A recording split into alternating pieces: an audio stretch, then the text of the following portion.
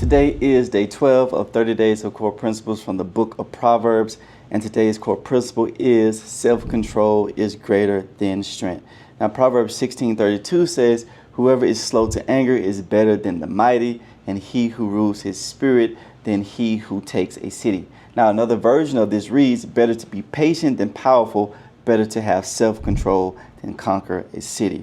True strength is displayed through self-control and by patience. And ruling over your spirit or your disposition carries more weight than conquering a city. Because conquering a city essentially means nothing if you have not conquered yourself. Ruling over your spirit is something that we should strive for daily, because your biggest enemy is never the one that's without. It's always the one that's within. Outside circumstances, emotions, hardships, setbacks, delays, or etc. should never dictate how you live.